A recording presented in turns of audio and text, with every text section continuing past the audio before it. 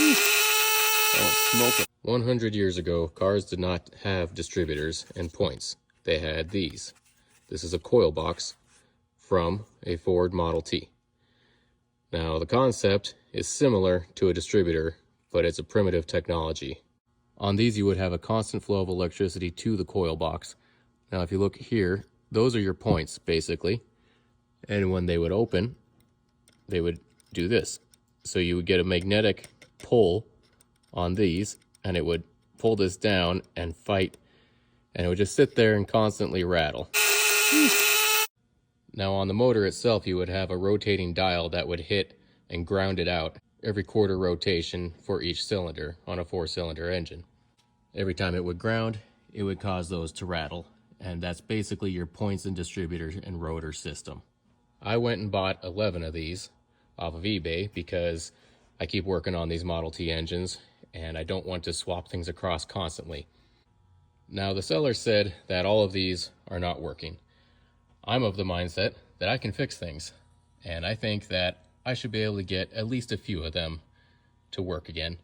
And honestly, a lot of times it's just corrosion with these old electronics. You just gotta clean it up good and make sure it works. So first things first, I'm just gonna go through them with my multimeter and see if I have continuity. I know from doing this before that if I have continuity between here and here and here and the top and here, then more than likely it's going to work.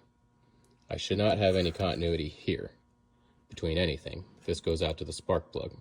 So your power comes in from the bottom, and then the rotor gets it going here, and then that begins to buzz. So there's going to be a continuity between those 3 points. Now, if it doesn't have continuity between all 3 of those, doesn't necessarily mean it's bad. And that might be why he thought that they were all bad. It could just need a cleaning. There might be something inside that we can repair. And I'm sure there's going to be some that I'm going to end up tossing.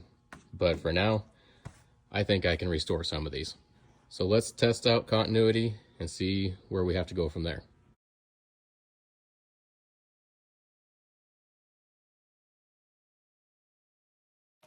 Okay, these 2 rattle boxes right here are giving me the kind of continuity reading I want, which you've got 1 on the bottom, 2 on the sides, and then your top.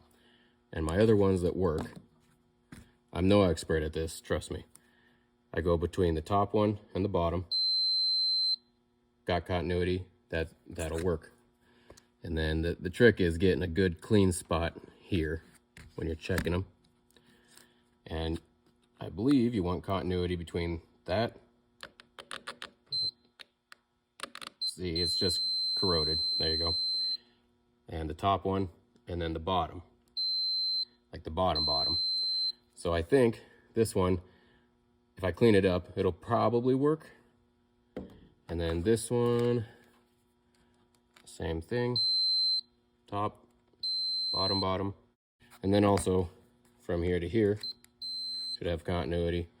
So these 2 out of them all, I think they work. Then this stack here, these 5, this could just be, I mean, this could be a number of things. I'm doing a quick check here. I'm not getting any continuity there. Well, hold on a second. See, maybe it's just dirty. Yeah, okay, I'm getting continuity on the bottom, but not the top. So that actually can be fixed. I have another one doing the same thing, and you have your, I don't know what it would be called. There's a copper rod that comes out in the rattle box, and you can jump it across with just a jumper wire, and it'll work.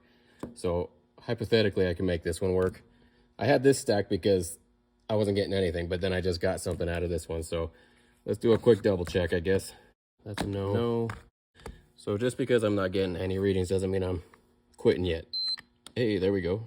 See, I didn't have anything there before. Now I do. There's another one where I could make it work.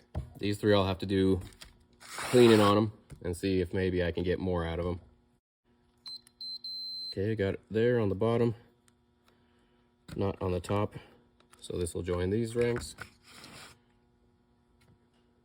Nothing on the bottom one, but I have it on the top one. One I'll have to look into.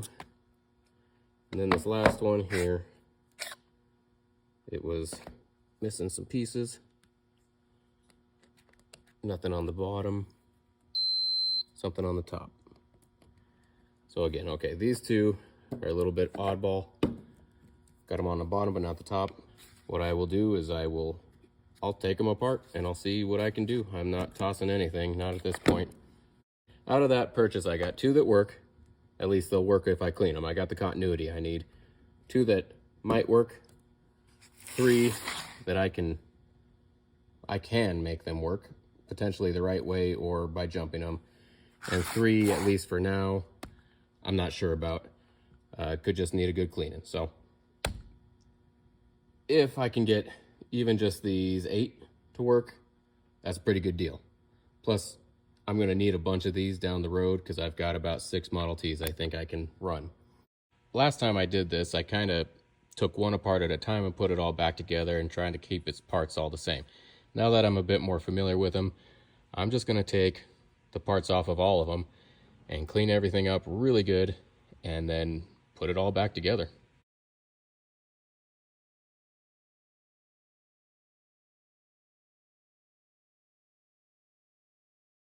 All right, we've cleaned up as many of the parts as we're able to and salvaged what we can.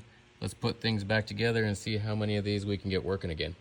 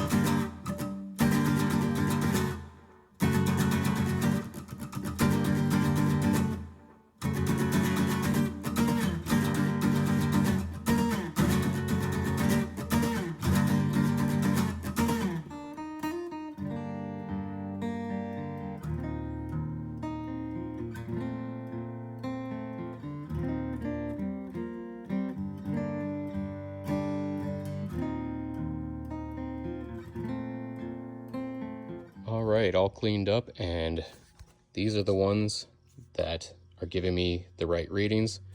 These ones are still not working quite right. I opened up this one and you can see what's inside of there. It's just like a tar substance of some kind.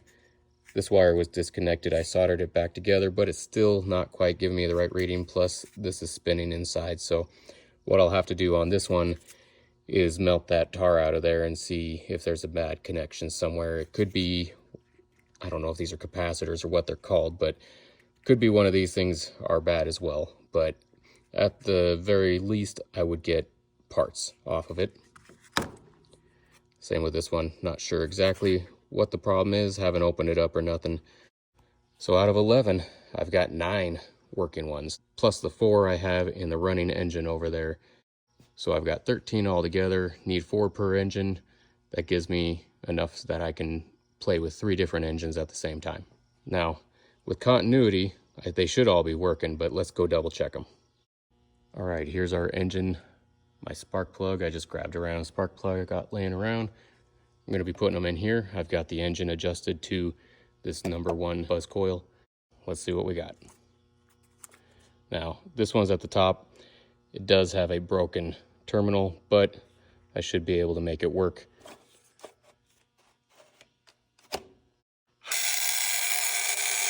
She's working there.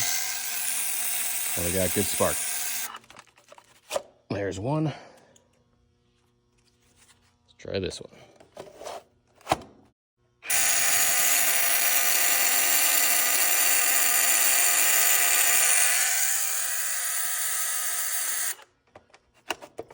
Oh, that one's tight. Oh, it's smoking. And there is spark, but it's not the best. Not sure why that is smoking like that. I'm gonna back it off a little bit. Kind of a weak spark, but it's spark. Very weak spark. I'll probably have to play with that one a little bit more. Not sure why it's smoking, but it works.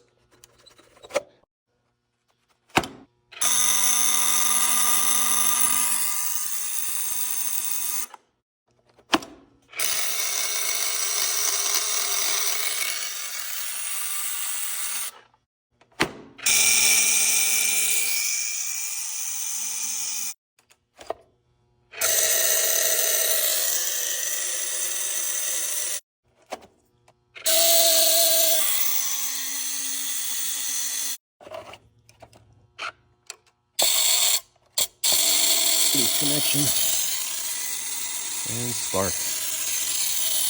All right, there we go. This one had a weak spark, probably needs some adjustment or cleaning maybe. These ones had a little bit weaker spark than these four had the best spark. At least for now, I know I can set up 2 more engines without having to swap the buzz boxes back and forth. Hope you enjoyed this. If you're looking forward to some more engine revivals, keep following along.